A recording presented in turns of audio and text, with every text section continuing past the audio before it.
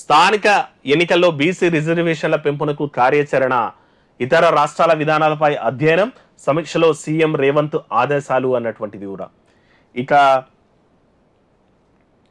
కేంద్ర ప్రభుత్వం నుంచి వచ్చే నిధులు ఆగిపోకుండా రాష్ట్రంలో స్థానిక సంస్థలకు త్వరగా ఎన్నికలు నిర్వహించేందుకు అవసరమైన ప్రణాళిక సిద్ధం చేయాలని ముఖ్యమంత్రి రేవంత్ రెడ్డి అధికారులను ఆదేశించారు.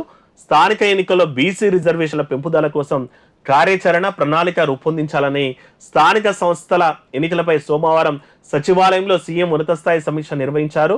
దీనికి సంబంధించి మంత్రులు కూడా హాజరైనట్టున్నారు. ఇక వాళ్ళు చెప్తున్నది ఏంది అంటే, ముఖ్యమంత్రి చెప్తున్నారు తొందరగా ఈ స్థానిక సంస్థలకు సంబంధించినటువంటి రిజర్వేషన్లను మనం ఫైనలైజ్ చేస్తే స్థానిక సంస్థల ఎన్నికలు అయితే నిర్వహించవచ్చు. దాని తర్వాత మనకి సెంట్రల్ ఫండ్స్ కూడా వస్తాయి, కేంద్ర ప్రభుత్వ నిధులు కూడా రావాల్సి ఉంటుంది. కాబట్టి ఆ నిధుల కోసమన్నా సరే మనం తొందరగా అయితే చేద్దామనేటువంటి మాట అయితే చెప్పిండ్రు. అయితే మరి నిజంగా ఆ రిజర్వేషన్లు ఖరారైన తర్వాత అంత సాఫీగా జరుగుతుందా అంటే కష్టమే అన్నటువంటి మాటలు అయితే ఉన్నాయి. ఇక రాష్ట్రంలో స్థానిక ఎన్నికల నిర్వహణ రిజర్వేషన్లపై చర్చించారు. ఇప్పటికే కులగణన నిర్వహణకు ఆమోదం తెలిపినందున దాని ఆధారంగా ఎన్నికలు జరిపేందుకు ఎంత సమయం పడుతుందని రేవంత్ అధికారులను ప్రశ్నించారు. 2011లో కేంద్ర ప్రభుత్వం అనుసరించిన జనగణన ఫార్మాట్ 53 కాలమ్స్తో ఉందని, దానికి మరో 3 కాలమ్స్ జోడించి కులగణన చేయబడితే కనీసం 5.5 నెలల సమయం పడుతుందని అధికారులు వివరించారు.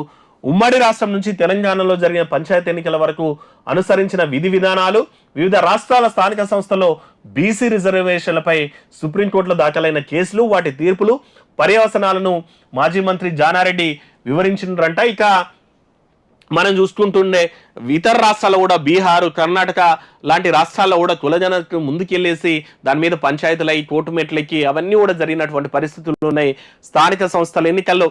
మరైతే ప్రభుత్వం ఇది కూడా ఒకటి ఏమంటారు మంట అయితే ఇచ్చినటువంటి పరిస్థితి ఉంది. 42% 43% అయితే బీసీ రిజర్వేషన్లు అయితే పెంచుతామన్నటువంటి మాట అయితే చెప్పినటువంటి పరిస్థితి ఉంది. ఇక ఈ 23% పెంచేసి 22-23ను పనిచేసి ఇక 42-43కి అయితే చేస్తామన్నది.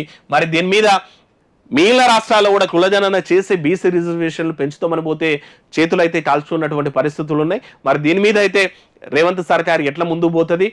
అదే మరి పెంచేపోతే మిగిలిన వాళ్ళు ఊరుకుంటారా?